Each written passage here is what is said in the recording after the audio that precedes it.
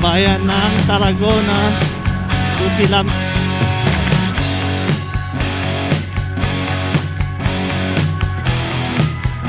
Malapit na ito tayo, hindi pa tayo sa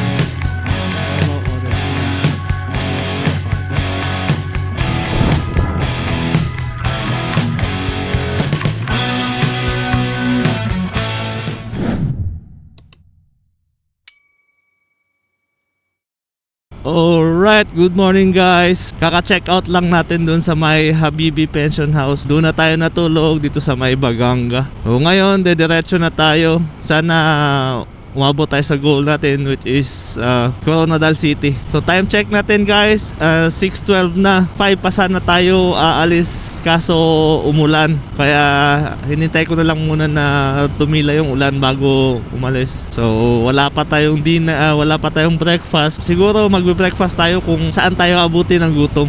Susunod na bayan ay ang bayan ng Caraga. So according sa marker, meron pa itong 33 kilometers na layo galing dito. Medyo malayo at malamig ngayon. Pero back pa rin tayo guys. Malapit na nating matapos tong east coast ng Mindanao. So doon naman tayo dadaan sa southern part ng Mindanao naman tayo babakbak. Nasa may 1/4 na lang yung kulang para matapos natin ng east coast ng Mindanao. So itong lugar na to is bago talaga sa akin dahil first time kong dumaan dito. Maganda naman yung daanan nila. Pasikat na si Haring Araw. So good news po yan. Sana marami-rami or mataas yung ma-cover natin ngayong araw. Goal natin is Coronadal City. Sana ma-achieve natin yung goal na yon para malaki-laki yung ma-cover natin. Ganda ng daan nila guys, asphalto. Tapos 4 lanes na merong solar street lights. Ganda talaga dito. So ito nga pala ang probinsya ng Davao Oriental. Siguro pagkatapos ng day 3, change oil na natin to. Nasa may 800 na siya. So i-change oil natin pagkatapos ng day 3. Siguro bukas ng umaga or mamayang hapon papa-change oil natin. Wala pala tayong dalang mga gamit pang change oil. Wala yung funnel natin at saka lagayan ng used oil. Sarap bumiyahe dito, lalo na't ganito. Medyo malamig nga lang pero kayang-kaya pa naman. Sing ng mga bata kasi papasok na sila. So guys, kung nagtataka kayo ano yung marker na sinasabi ko, yan po siya.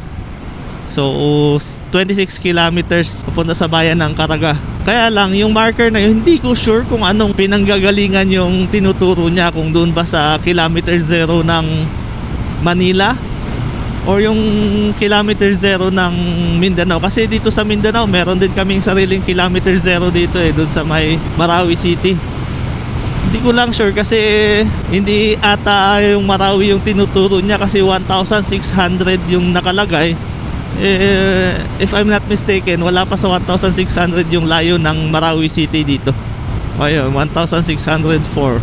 And kung hindi nagkakamali si Google Map nung sinearch ko yung mga areas kung saan ako maglo-loop, ang nakalagay is 2,200 ang total kilometers or 2,200 plus yung total kilometers na babiyahiin para sa loop. Hindi pa naman tayo ata nag 1,000 kilometer. Nasa may pa tayo ata 600 to 700 kilometers pa yung nababiyahe natin, which is 2 araw nating binyahe. Madayaw na pag-abot Barangay of Bacolin. Alam ko Barangay Bacolin is meron ding Barangay Bacolin sa sa may Hinatuan, kung di ako nagkakamali. Anyways guys, back pa rin tayo. Ganda ng panahon, samantalahin natin. Welcome to the municipality of Caraga. So meron pang 20 kilometers para dumating tayo doon sa pinakabayan ng Caraga. So enjoyin lang natin tong biyahe natin kasi ang ganda ng daanan nila. Maganda yung daanan, maganda yung view. Sulit na sulit yung biyahe natin dito sa east coast ng Mindanao. Siguro kung may makikita tayong pwedeng tambayan na pwedeng tambayan sa gilid ng dagat, tatambay tayo doon at magkakape para naman ma-enjoy talaga natin. Ganda ng view, yung kabundukat doon sa background ng daan. Wow. Ito yung isa sa mga rason kung bakit ako bumabiyahe. Woohoo! Ganda. So sakto lang naman yung biyahe natin sa 90 kilometers. So sakto lang, hindi masyadong birit, hindi naman din masyadong mabagal. Sobrang haba nito guys. Sarap.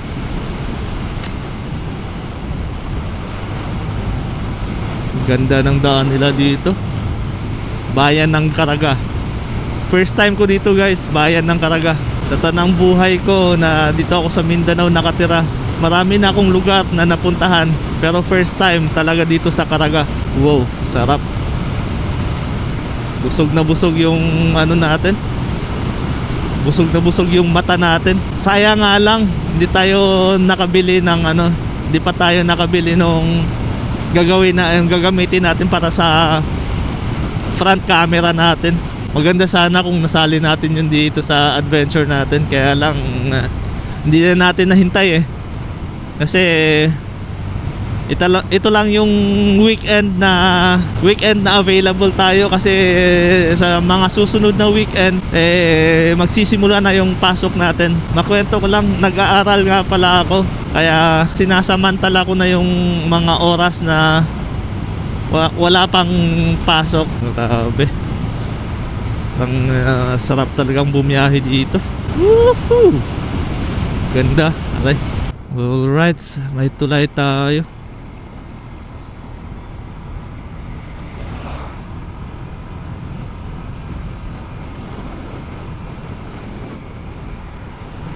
Ganda talaga dito. Try natin magpalipad ng drone dito. Ganda dito eh.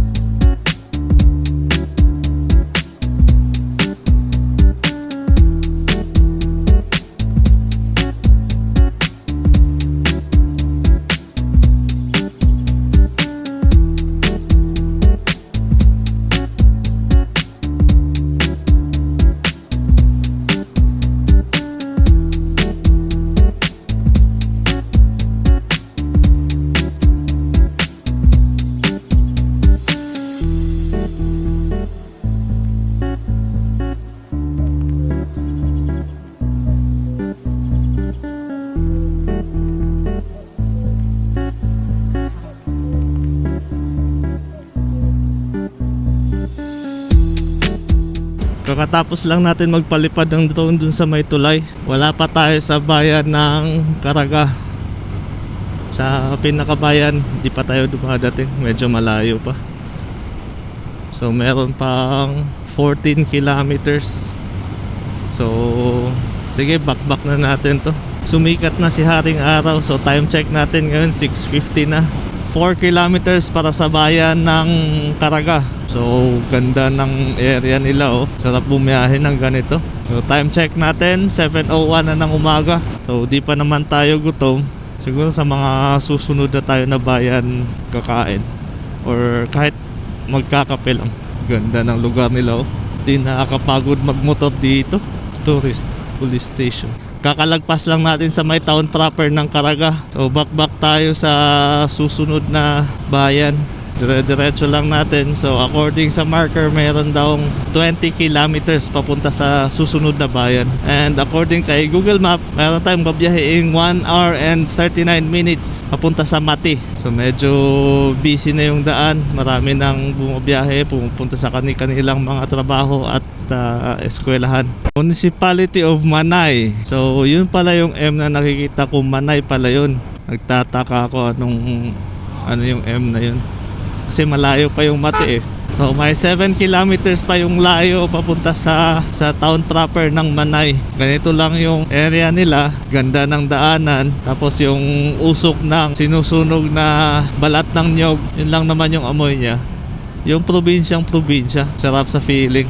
Guys, 1 kilometer para sa bayan ng Manay. Ganda ng area nila dito. Probinsya.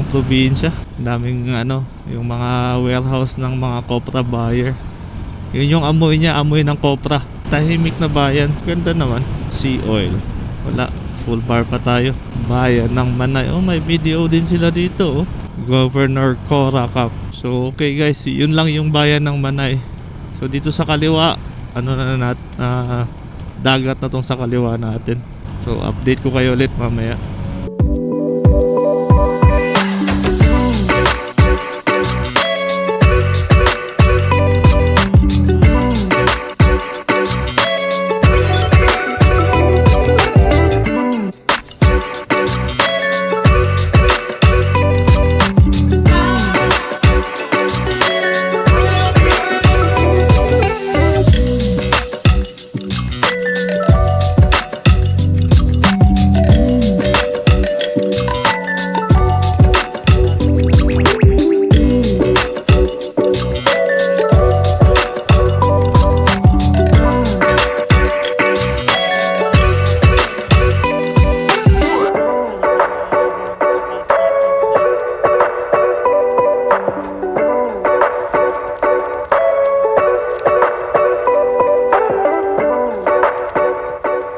Ang susunod na bayan ay Mate.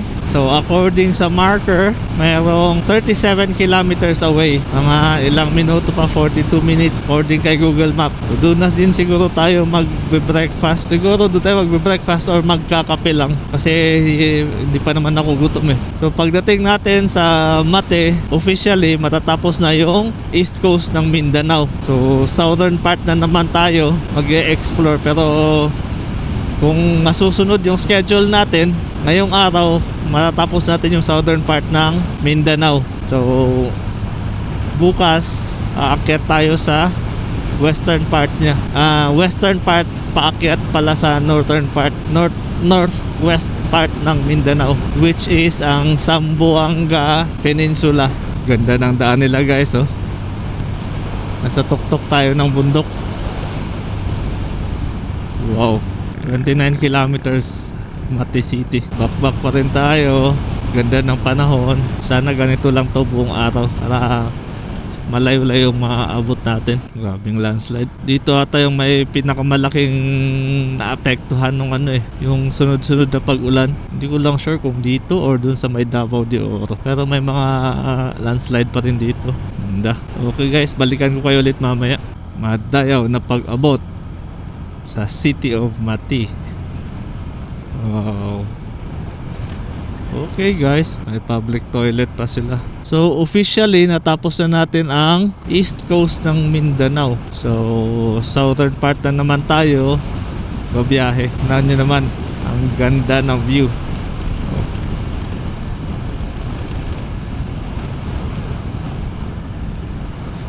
The best. Hanap ka tayo ng makapihan dito. Yung ganda. Wow, ang ganda.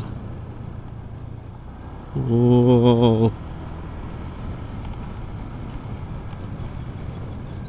Dito pwede atang magkape dito.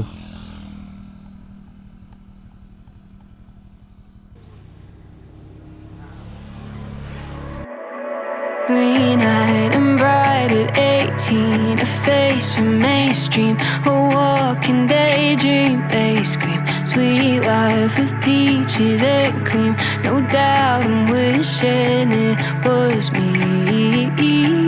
Thigh highs and vintage mom jeans, a nighttime routine. I know I've seen this scene. Sweet life like on the big screen. No doubt I'm wishing it was me. I wanna put you on a pedestal, eat you like a cannibal.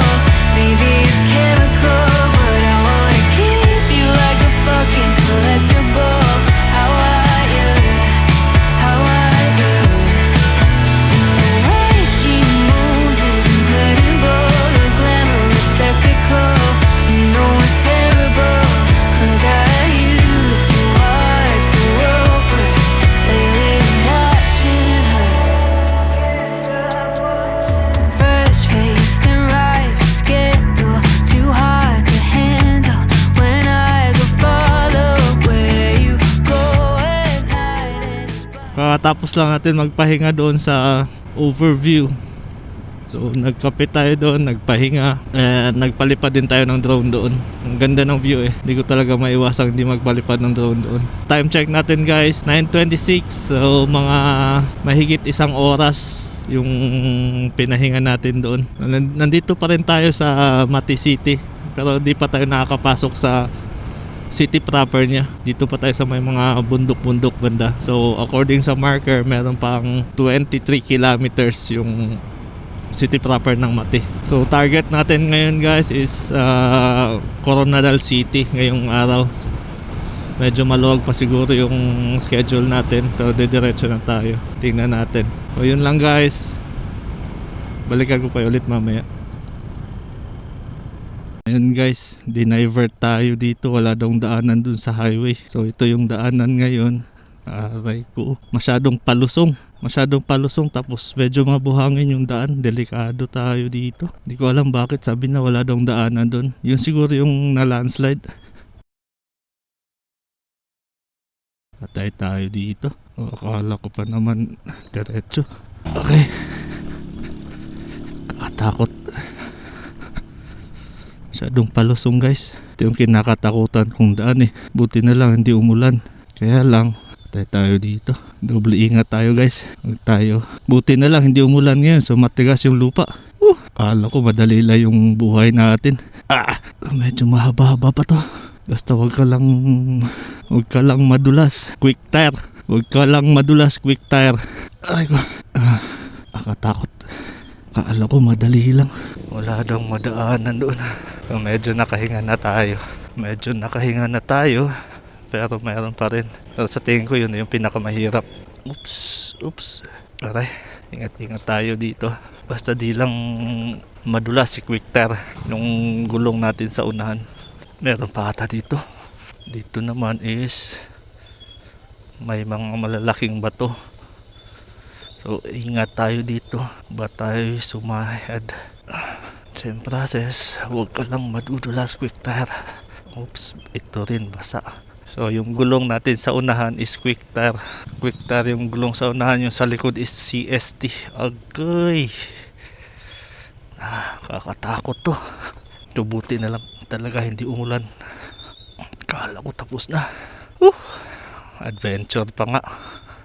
Kala ko highway lang eh. Sasakay pa yung isa kanina. Guide daw. GG tayo.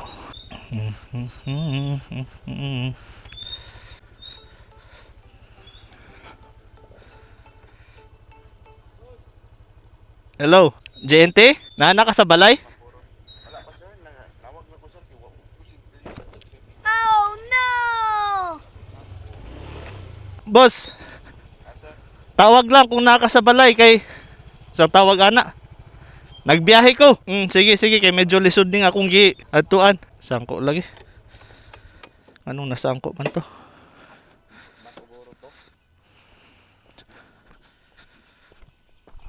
Kanang stand niya, boss. Okay. Okay ra ng stand. Ayaw lang ng makina. Ngano man ni siya? Napailahog dito, boss. Mas lisod pa? Oo, magkamang-kamang gyud ka. Okay, sige lang, magkamang ra ko. Ialalayo lang kayo na dito, boss.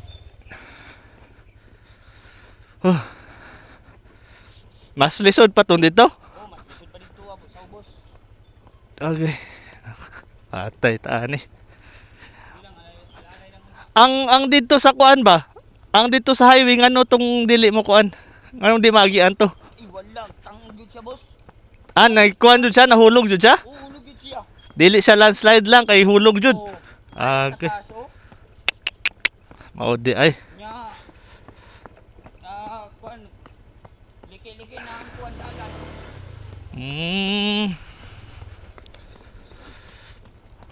Hangtod aha maning lisod ani. Ha? Aha ka unsa ning lisod ani. Dahil sa boss pa.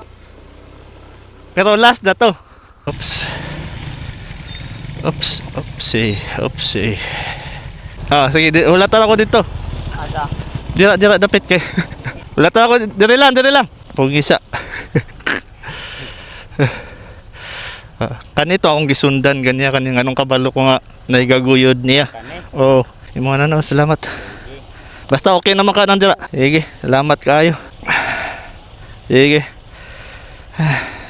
Sabi guys, sobrang hirap ng dinaanan natin. Okay naman sana kung naka-trail bike tayo. Problema, mababa yung motor natin. So, kailangan bagal talaga. Sapatos ko punong-puno na ng putik.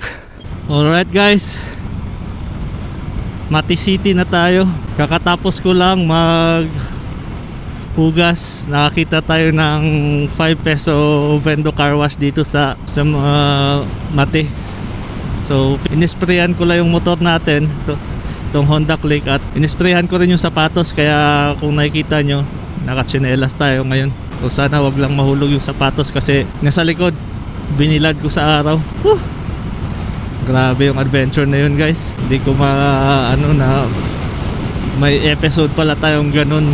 Malapit na tayo sa city proper ng Mati. So as you can see, malapad yung mga kalsada nila. Then meron silang dedicated na bike lane. Ganito sila sa Mati. Meron pang airport ata dito. So time check natin guys, it's 10:23 ng umaga. Gas check natin, meron pa tayong 4 bars. So magpapagas tayo kung saan tayo aabutan ng 2 bars or 1 bar. Kasi sa area na to marami ng gasoline station. So wala na tayong problema sa gas. Sa diversion road tayo pinadaan ni Google Maps. So medyo traffic din talaga dun sa city proper ng Mati. So dito tayo sa taas pinadaan. Wow. So palabas pa lang tayo ng Mati. Siguro mag-stop over lang tayo dito sa may view deck ng Sleeping Dinosaur. Magpapalipad lang siguro tayo ng drone doon. Tapos diretso natin babakbakin kasi meron pa daw more or less 6 hours ang General Santos galing dito. Importante dumating tayo sa General Santos bago dumilim kasi wala namang problema yung General Santos to Coronadal kahit gabi. Wala namang problema yung daan doon. So pwede tayong bumiyahe kahit gabi papuntang Coronadal. So yun lang guys, update ko kayo ulit mamaya. So twisties, paakyat. Medyo malapit ata tayo sa Sleeping Dinosaur view deck. Sumusunod sa ating easy ride, Pinong Graba. So yun natin yung Sleeping Dinosaur. Yan ba? Yun yung bundok na yan, Sleeping Dinosaur. Kasi parang natutulog doon dinosaur. So doon lang tayo sa may view deck nya.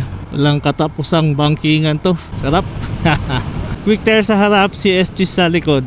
So yun yung gulong natin. At hindi tayo nadulas kanina doon sa may maputik na daan. Buti naman di tayo sumemplang. Kahit ginapang ko yun, importante di tayo sumemplang. Ba't parang ayun.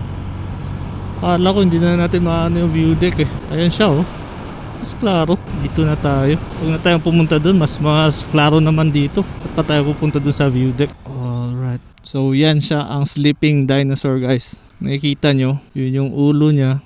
Tapos yun yung katawan, paa, kamay, paa. Parang ganun. So andun naman yung view deck nila. Maraming tao dyan kaya dito nila ako huminto. So papahinga lang ng saglit.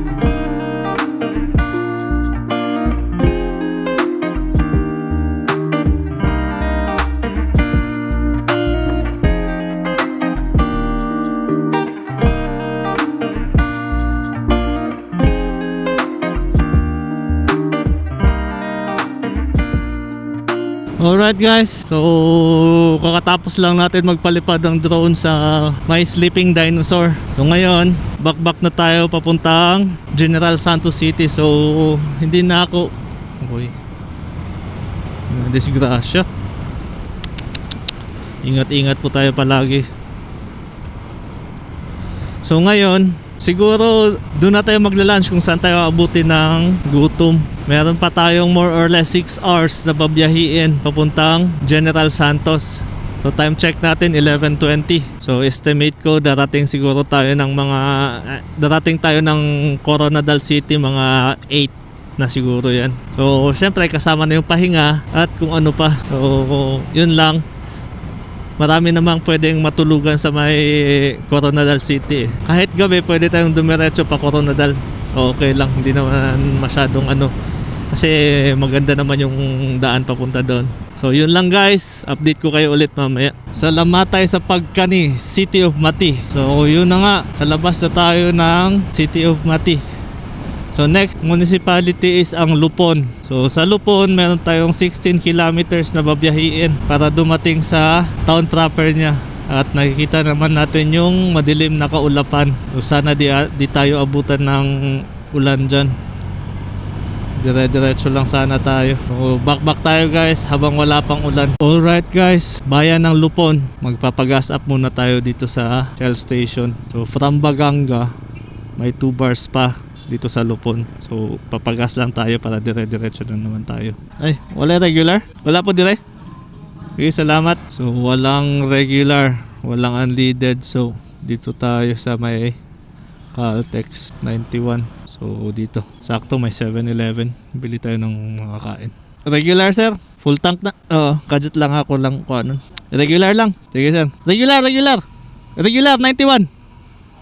Oh. So 258.20 yung gas natin. Tapos lang natin mag-gas up sa may Caltex. So walang sa Shell walang regular doon, premium lang.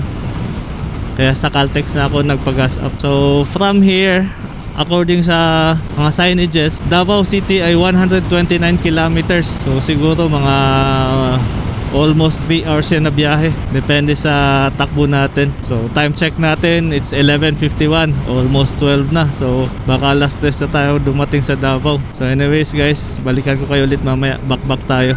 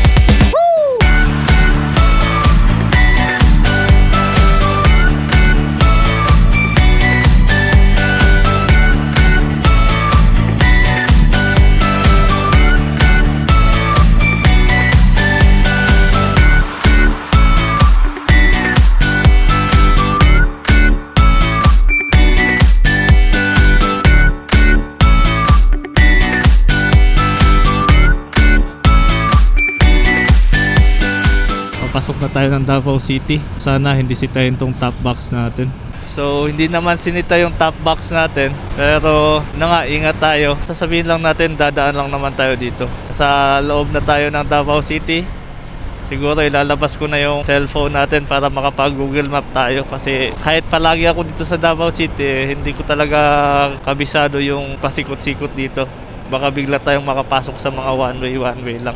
Palabas pa tayo ng Davao City. Medyo na traffic tayo doon, daming sasakyan. So ang susunod na bayan ay ang Digos. So time check natin, it's 2:28 na ng hapon. So I think going Jensan, meron tayong more than 3 hours na babiyahiin papuntang Jensan, or less than 3 hours na babiyahiin papuntang Jensan. So sakto lang, pagdating natin ng Jensan is medyo gabi na, mga 6 na siguro, pero okay lang yan. So tingnan lang natin kung anong mapagdesisyon na natin, kung sa Jensan ba tayo matutulog or didiretso na tayo ng Coronadal. Ang Coronadal from Jensan ay nasa more or less 1 hour na biyahe. So tingnan lang natin kung anong mapagdesisyon na natin pagdating doon. So okay guys, update ko kayo ulit mamaya. Welcome to We Love Davao del Sur. So okay guys, Davao del Sur na tayo. So next municipality natin ang, I'm not sure, next city pala. So next city natin ang Digos City. Time check natin is 2:45. So malapit na mag 3 PM. Kailangan dumating tayo sa Jensan bago maggabi, kasi hindi natin kabisado yung daan dyan. Alright guys, bayan ng Santa Cruz. So Ambon, kailangan natin bumakbak yung mga Ambon, at least malayo yung abutan natin. So sa kaliwa natin, dagat na. So coastal road to sa may south banda ng Mindanao. Alright guys, kung didiretso tayo dito is papuntang Digos, and then kung kakaliwa naman tayo dito, ang city proper ng Santa Cruz. Hindi ko sure, hindi ko lang alam kung city ito or municipality pa lang.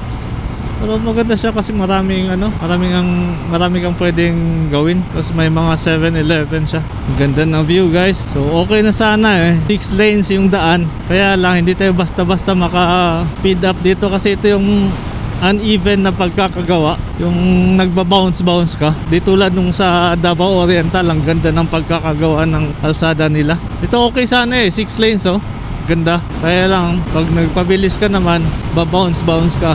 Welcome to Digos City. Ngayon din ko resibo 240.67. So alright guys, gas up lang natin sa Petron kanina. So from Lupon, may 2 bars pa tayo, pero nagpagas na tayo dito kasi baka wala na tayong makitang gasoline station doon sa unahan. Tapos meron tayong dadaan ng bundok. Ganda ng view guys. So 6 lanes, plus ganitong view ba, ang ganda. So time check natin 3:30 na ng hapon. So kailangan nating bumakbak talaga kasi baka gabihin tayo dun sa bundok. GG tayo.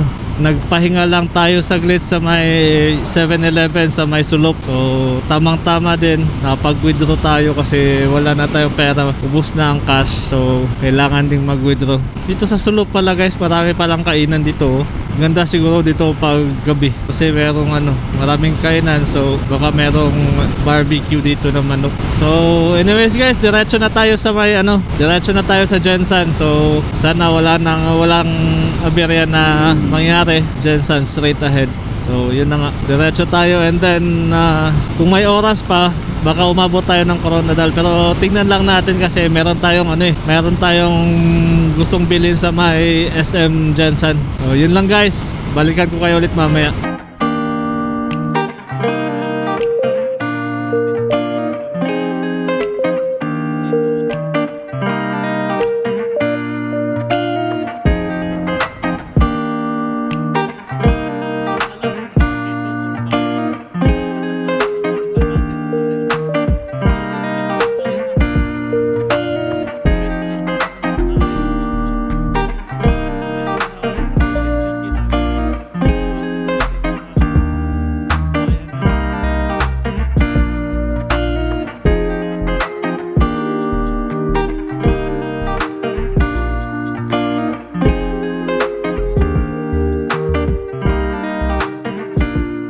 Guys, 6 lanes, itong the best. Tignan nyo. Wow, ganda. Napakaangas.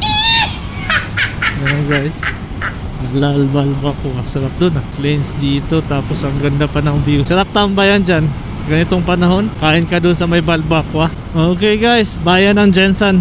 Bayan, lungsod ng Jensan kasi city. Well anyways, so Jensan na tayo. So maghahanap lang tayo ng lugar kung saan tayo matutulog, papahinga, and then punta tayo sa SM. Kailangan bumili ng bagong SD card extra SD card para hindi na maulit yung nangyari nung nakaraan na napuno yung card natin, kaya na-delay tayo ng sobra 1 hour sa pag-transfer lang ng file.